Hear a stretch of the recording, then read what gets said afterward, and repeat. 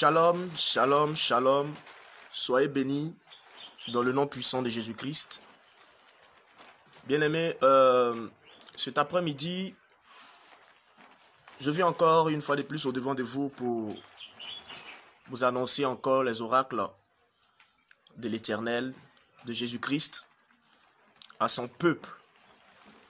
Il faut dire que la semaine passée, si je ne me trompe pas, je devais donner une révélation, je devais donner un message du Seigneur à tous les chrétiens, à tous les enfants de Dieu, du monde entier, et aussi aux pasteurs. Il faut dire que c'est très important ce message, parce qu'aujourd'hui, dans ce monde, les gens, quand les gens donnent les messages, il y a des gens, il y a certaines personnes qui sont animées par des démons et qui amènent les gens à ne pas croire. Pour dire non, c'est nos pensées, c'est comment on appelle ça, c'est nos manières de réfléchir, notre propre ouais, ils amènent les gens à, comment on appelle ça, à ne pas croire ce que réellement le Seigneur révèle. Bien aimé, je vais vous dire que Jésus-Christ est réel. Vous savez, c'est le message que je vais vous donner ce matin. Je veux que vous partagez cela. Parce que je vais vous dire que Jésus-Christ est à la porte. Jésus-Christ est à la porte, mon frère. Toi, chrétien qui me suis, s'il te plaît, le temps que tu vas prendre, allez regarder les vidéos, et comment on appelle ça, les photos, prends ce temps-là et suis-moi en ce moment et écoute réellement le message que je veux te donner. Car ce message va te faire du bien et ta relation avec le Seigneur. Si réellement tu n'es pas dans le chemin, tu vas chercher à changer, à arranger ta vie. Parce que beaucoup de chrétiens vont périr. Quand je dis beaucoup de chrétiens vont périr, beaucoup se disent qu'ils sont, le Seigneur est avec eux. Beaucoup se disent, oh oui, si j'accepte Christ, oui, c'est fini, je suis déjà au ciel. Mais il y a beaucoup de choses qui vont surprendre beaucoup de chrétiens au dernier moment. Bien aimé, la révélation que le Seigneur s'est révélé à moi, je vous dis, ce n'est pas un rêve. Peut-être que les gens vont dire, bon, comme on a besoin des pasteurs qui sont, comment on appelle ça, qui sont connus, tout ça. Mais bien aimé, ce que je suis en train de dire, c'est réel. Je suis rentré dans un moment, et c'était la semaine passée, c'était la nuit du samedi, le samedi surpassé, et le dimanche. Et Satan a vu que le message que je devais donner allait aider plusieurs chrétiens, allait aider beaucoup d'enfants de Dieu à changer de vie, à changer de comportement. Et le diable est venu vraiment tourmenter le ministère. Mon ministère est venu s'aimer la zizanie pour m'empêcher de livrer cela. Mais je vais parler de Jésus-Christ, je vais annoncer sa parole, je vais annoncer le message qu'il m'a donné pour les chrétiens. Je vais le dire et je veux que tout le monde partage cette vidéo parce que cela va faire du bien à tous les chrétiens du monde entier. Et cette vidéo-là va faire du bien. Oui, je vous dis.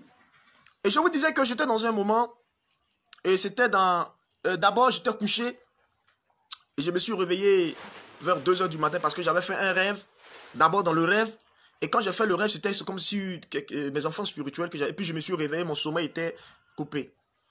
Et j'ai commencé à prier, et je me suis recouché environ vers 5 h, et entre 4 et 5 h par là. Donc, du coup, pendant que je me couchais, je sentis comme si j'étais couché comme ça sur le dos. Et je sentais quelque chose de bizarre qui venait sur moi. C'est quelque chose que je n'ai jamais expérimenté. C'était pas la mort en fait. Mais je sentais, arrivé à un certain moment, je ne sentais plus mes pieds, je ne sentais plus mes bras, je ne sentais plus mon corps, je n'arrivais plus à bouger le corps. La seule chose qui était fixe seulement, c'était les yeux. Et les yeux étaient seulement focalisés vers le mur de ma maison. Et c'était tellement fort. Je ne sais pas comment il va expliquer ça, mais c'était une vision, quelque chose de moi qui était tellement fort, où le corps ne répondait pas, mais c'était les yeux qui étaient fixés sur le mur. Et automatiquement, je vois une personne qui était vraiment... Je ne peux pas vous expliquer cette vision que j'ai vue. Et je vois la seule chose où j'ai reconnu que c'était le Seigneur, j'ai vu les mains qui étaient trouées et le pied qui était percé. J'ai vu. Et je voyais, bon, je ne sais pas comment je vais expliquer, mais je voyais, comme je ne sais pas si c'est une robe, mais je vois un truc blanc, et avec un voile comme ça sur la tête, mais le visage, il y avait une lumière qu'on ne pouvait pas regarder. Mais les pieds étaient, comment on appelle ça? On entendait le bruit de ses pieds, comme les bruits des vagues de la mer. Et Apocalypse même l'avait dit. Et le Seigneur, j'ai vu, et j'ai su que c'était le Seigneur, mais j'étais immobile, je ne pouvais pas bouger. Je sentais que mon corps, tout était paralysé, et je ne pouvais pas bouger. Seulement la seule chose, c'est la scène qui se passait sur mes yeux, c'est la scène qui se passait que je voyais, c'est la scène comment on appelle ça? C'est la scène là que je voyais, bien aimé. Et voilà ce que le Seigneur va me montrer. Et d'abord la première parole qu'il m'a dit, fils de l'homme, je vais te révéler des choses pour que tu annonces à mon peuple, pour que ceux qui sont encore dans des vies qui ne glorifient pas mon nom, qu'ils changent de vie. Car moi, l'Éternel, moi, Jésus, je suis à la porte. Je suis à la porte et la trompette est prête à sonner. Et j'ai vu un écran qui est sorti du mur. Je ne peux pas décrire la dimension, mais c'était quelque chose que je vivais en direct. Pas dans un rêve. C'était tellement réel. Et quand le Seigneur est parti, je suis venu à l'église même. J'ai commencé, il y avait des femmes qui disaient, j'ai commencé à pleurer devant la chair. Et je disais que le Seigneur vient de partir. Il m'a visité ce matin, il vient de partir. Il vient de partir, il m'a donné un message pour son peuple. Il m'a donné un message pour l'église. Il m'a donné un message pour tous les chrétiens du monde entier. La première vision que j'ai vue dans l'écran, j'ai vu beaucoup de pasteurs. Même des pasteurs qui sont en Côte d'Ivoire ici, je ne vais pas dire le nom que j'ai vu, beaucoup. Et certains pasteurs du monde entier, beaucoup, que j'ai vus. Et qui étaient assis. C'était comme si c'était une, je sais pas, une réunion de pasteurs, mais ils étaient nombreux dans une grande salle. Et d'autres avaient des cols, d'autres avec des petits chapeaux sur leur tête, d'autres... Voilà, je n'ai pas dit les petits chapeaux sont mauvais, donc c'est là ce que j'ai vu, que je suis en train d'expliquer. Bien-aimé, et la parole que le Seigneur m'a dite, que regarde, qu'est-ce que tu vois? J'ai dit, je vois des hommes qui sont assis dans une salle, et il m'a dit, ce sont mes serviteurs. Et le Seigneur réplique, il me dit, tous sont corrompus. Dieu ne parle pas, en fait, pas forcément de l'argent. Mais le Seigneur m'a dit que beaucoup ont corrompu leur appel. Ils ont corrompu leur appel. Ils ne sont plus dans ma volonté, mais ils font la volonté, eux-mêmes leur propre volonté. Ils ont quitté le chemin du Christ. Ils ont quitté ma voie et ils ont commencé à faire leur propre volonté. Et Dieu m'a dit, tous sont corrompus. J'ai dit, mais Seigneur, pourquoi me dis ces choses? Et le Seigneur m'a dit, moi Dieu, je ne regarde pas l'apparence. Je ne regarde pas, comment on appelle ça, à ce que les hommes regardent. Et ce que je te dis, c'est réel. Mon frère, écoute-moi. Mon frère pasteur, mon frère évangéliste, apôtre, prophète, docteur, bien-aimé, c'est une grâce que le Seigneur m'a faite. Je ne suis pas plus que les autres. Mais c'est une grâce que le Seigneur m'a faite pour me révéler cela. Il dit, j'ai dit, nous qui sommes les hommes de Dieu, notre jugement sera terrible. Comment vous pouvez comprendre des pasteurs qui couchent avec leurs fidèles? Comment vous pouvez comprendre des pasteurs, tout le monde vit, ils sont obligés d'escroquer le peuple de Dieu pour pouvoir s'enrichir, pour avoir un nom? Comment vous pouvez comprendre des pasteurs qui sont obligés d'aller signer des alliances pour venir faire l'œuvre? Et Jésus, le Seigneur, j'ai vu le Seigneur, je sentais l'amertume qui était dans le cœur du Seigneur. Et Dieu me dit, ôtez l'idolâtrie de mon église. Ôtez l'idolâtrie de mon église. J'ai vu beaucoup de pasteurs, même j'ai vu des visages des pasteurs qui sont connus dans cette nation, que j'ai vu, le Seigneur m'a dit, qu'ils se repentent. Qu'ils se repentent. Je ne veux pas dire le nom de quelqu'un, mais ça m'a choqué de voir les personnes, même des hommes de Dieu qui sont des renommés, de cette nation qui couchent, qui ont des copines, qui ont des... Parmi leurs chantes,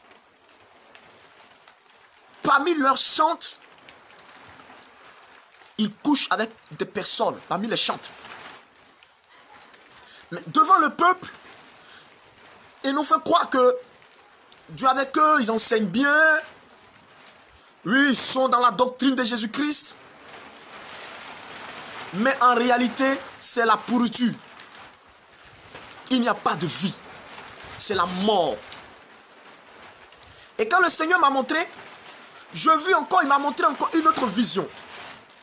J'ai vu certains hommes de Dieu qui étaient assis, comme c'était dans un restaurant, qu'ils avaient commandé de la nourriture pour manger. Ils étaient partis, au nombre de 6 personnes. Mais bizarrement, dans la vision, je ne reconnaissais pas ces hommes de Dieu. Ils étaient assis, et le Seigneur m'a dit que ce sont mes serviteurs. Et du coup, le Seigneur m'a dit, regarde. J'ai vu d'autres étaient en train de manipuler leur téléphone. D'autres étaient dans, comment on appelle ça, dans ce qu'on appelle la joie. Quand je dis la joie, bon, c'est vrai, les sorties, les trucs. Et Dieu m'a dit, dis à mes serviteurs de ôter, comment on appelle ça, la distraction. Ce n'est plus le temps de la distraction. C'est le temps que nous devons nous concentrer. Satan est en train de distraire nous les pasteurs. Par les réseaux sociaux. C'est-à-dire qu'on ne fait plus l'essentiel. C'est que Dieu nous demande de faire. On n'est plus dedans, mais on préfère faire les choses, comment on appelle, des loisirs. Quand je dis les loisirs, je n'ai pas dit on doit pas se, comment on appelle ça, se mouvoir. On ne peut pas au moins se reposer. Non, je n'ai pas dit cela. Mais Dieu nous dit, le Seigneur m'a dit que nous laissons l'essentiel et nous faisons ce qui n'est pas essentiel. Que le peuple, les hommes meurent. Et j'ai compris pourquoi. C'est vrai, le Seigneur a pris l'image du restaurant pour me révéler, mais ce n'est pas en fait du raison, mais il me parlait un peu de la distraction. Que beaucoup de serviteurs de Dieu sont distraits. Beaucoup de serviteurs de Dieu ne sont plus concentrés dans la mission dans laquelle Dieu les a appelés, mais ils sont focalisés sur la distraction. Les choses qui ne peuvent pas les apporter quelque chose de bon, les choses qui ne peuvent pas les faire, comment on appelle ça, faire sauver, ne pas les amener à voir la gloire de Dieu, mais la distraction. Et puis la preuve, c'est vrai. La preuve est là. Les réseaux sociaux. Nous sommes des accros de téléphone, de l'internet. Nous ne nous préoccupons plus des âmes. Les âmes sont en train de périr. On n'y a plus d'intimité concrète entre le serviteur et son maître. Il n'y a plus de consécration. Alors que Dieu cherche, mais il n'en trouve pas. Et Dieu m'a dit que mon peuple est dans la distraction. Mon peuple est dans les choses qui ne confessent pas mon nom. Et c'est pourquoi aujourd'hui, remarquez, même les choses du monde sont en train d'entrer dans les églises. Aujourd'hui, des doctrines qui ne glorifient pas le nom du Seigneur entrent aujourd'hui dans les églises. La sirène des eaux plane aujourd'hui dans les églises. Quand nous regardons aujourd'hui, on veut copier ce que le monde fait. On ne copie pas, on ne prend pas exemple sur le Seigneur. Mais nous copions les choses du monde en disant que oui, on doit le faire pour attirer les gens du monde. C'est sur nous que les hommes du monde doivent copier. Mais pas nous qui devons copier les choses du monde dans l'église. Et aujourd'hui, le monde est entré dans l'église. Et le Seigneur a mal dans son cœur. Et qui permet ces choses? C'est nous les hommes. Pourquoi le Seigneur m'a dit que nos jugements sera plus pire que les hommes même du monde? Parce qu'aujourd'hui, nous avons fait que l'idolâtrie est entrée dans le corps du Christ. Nous avons fait aujourd'hui que l'idolâtrie est entrée aujourd'hui dans comment on appelle ça? Dans l'église. Aujourd'hui, quand nous voyons les chrétiens n'ont plus l'envie de méditer la parole de Dieu. Ils sont préoccupés par la facilité. Ils sont préoccupés, bien aimés, par les choses éphémères. La facilité. La parole de Dieu n'est plus notre, comment on appelle ça, notre nourriture. On préfère faire la java, faire ce qu'on veut. Et puis avoir la facilité. Les chrétiens ne veulent plus prier. Les chrétiens ne veulent plus jeûner. Les chrétiens ne veulent plus chercher la face de Dieu. Pourquoi? Parce que le diable a envoyé certains pasteurs, certaines personnes qui se sont infiltrées dans l'église de Dieu pour faire quoi? Pour apporter l'évangile de la bénédiction, l'évangile du miracle. Et aujourd'hui, les gens ne considèrent plus les véritables serviteurs de Dieu, ceux-là même, bien-aimés, que Dieu a mandatés pour parler de lui. Et remarquez bien, partout où nous passons aujourd'hui, tout le monde fait miracle. Mais il y a quelque chose que j'ai compris. La Bible dit que il y a beaucoup d'appelés, mais il y a peu d'élus. Le miracle ne sauve pas, mon frère. Jésus m'a dit ça. Le Seigneur m'a dit que mon peuple est concentré sur ce qui n'est pas essentiel. Ce qui ne peut pas sauver. Et il minimise ce qui est essentiel. Parce que beaucoup d'hommes de Dieu que le diable a envoyés, d'autres n'ont pas signé de pacte. Mais ils ont laissé le chemin dans lequel le Seigneur les a appelés. Pour faire quoi?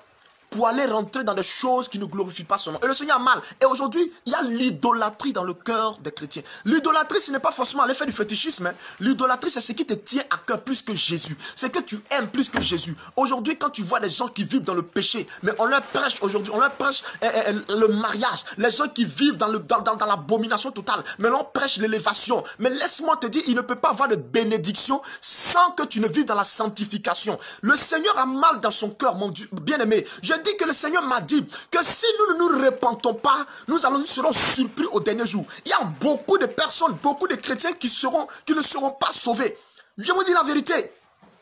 C'est la première partie de mon message que je suis en train de donner au niveau des chrétiens. Je suis en train d'interpeller tous les pasteurs. Bien-aimés, si tu as 2 fidèles, il faut bénir l'Éternel. Si tu as 3 fidèles, il faut bénir l'Éternel. Car c'est l'Éternel qui attire. Si lui n'attire, c'est lui qui attire en vain. Aujourd'hui, les gens viennent avoir la foule dans l'église, faire pousser les pieds, faire pousser les orteils. Je vous dis quelque chose. Le Seigneur m'a fait comprendre quelque chose dans la parole qu'il ne peut pas avoir, alléluia, de miracle sans la parole de Dieu, comme il ne peut pas avoir de parole de Dieu sans manifestation de l'Esprit. Mais il faut qu'on le fasse selon la volonté de Dieu. Mais il y a d'autres, tous leurs enseignements là, c'est basé sur la bénédiction, basé sur le miracle. Oh, ribababa, oui, viens, je vais faire pousser ton pied, je vais faire comme ça, tout le monde part. Pendant que les gens, on ne prêche plus. Le message réel que le Seigneur veut que nous annonçons dans le temps de la fin, c'est la repentance, mon frère. Pasteur, écoute-moi. Le message que Dieu veut que nous entendons dans ce temps de la fin, c'est la repentance. Je vais dire à tous les pasteurs, parce que j'ai vu beaucoup de pasteurs de la Côte d'Ivoire, plein de pasteurs qui, je dis, au dernier moment, je ne suis pas Dieu pour juger, mais je ne vais pas dire le nom de quelqu'un. Mais j'ai vu même des gens qui sont reconnus dans cette nation, des pasteurs, des grands hommes de Dieu de cette nation qui sont reconnus, qui ne seront pas sauvés, parce que j'ai vu leur état spirituel, j'ai vu l'état de l'église spirituelle qu'ils sont, mais eux-mêmes ils ne savent pas, parce qu'ils regardent les biens qu'ils ont, ils regardent la voiture les maisons qu'ils ont, et ils se disent qu'ils sont déjà sauvés. Mais le Seigneur m'a dit, je les appelle à la repentance.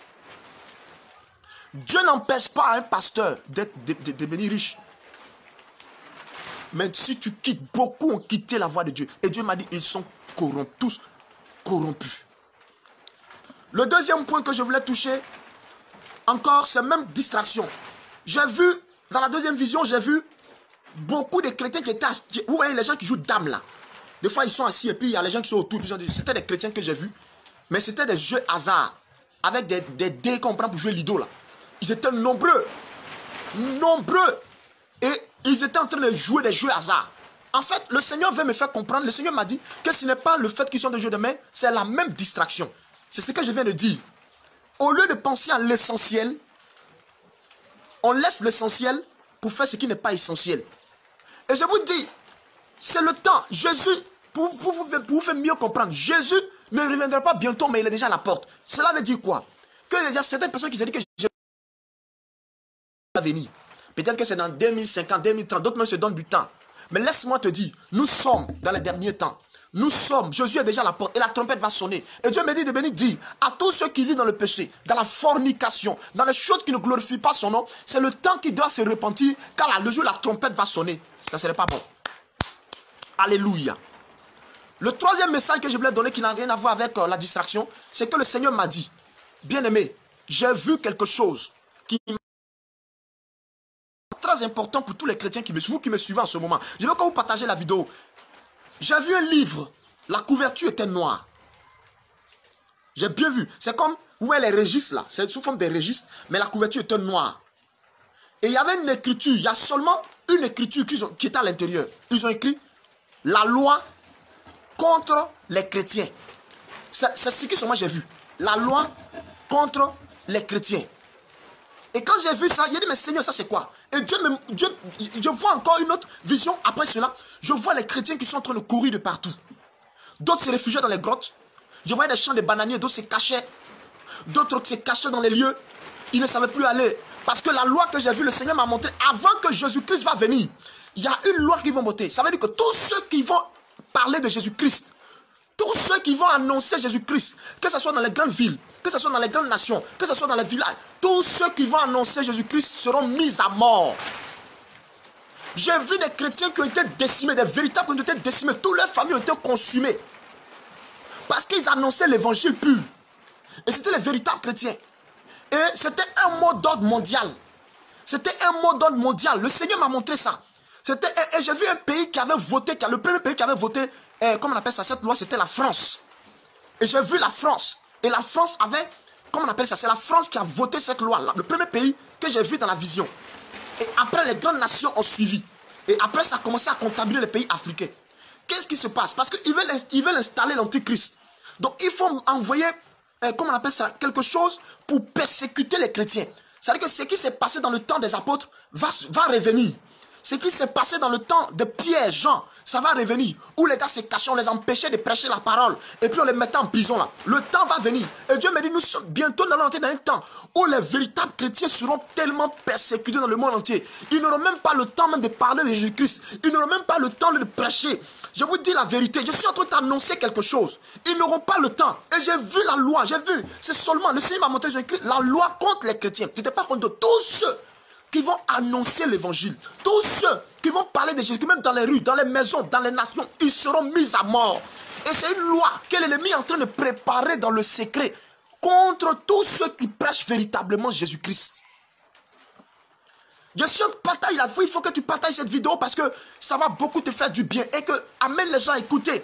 Toi qui es en train de dormir parce que tu es à l'aise, il y a un temps de persécution qui est en train de venir. Et l'ennemi est en train de prévoir cela dans le secret contre tous les enfants de Dieu du monde entier. Toi qui dis que tu as accepté réellement Jésus-Christ, c'est le temps de prier. Parce que le Seigneur m'a dit que cela va arriver avant que lui, Jésus-Christ, vienne chercher l'église. Parce qu'ils vont chercher à faire asseoir l'antichrist.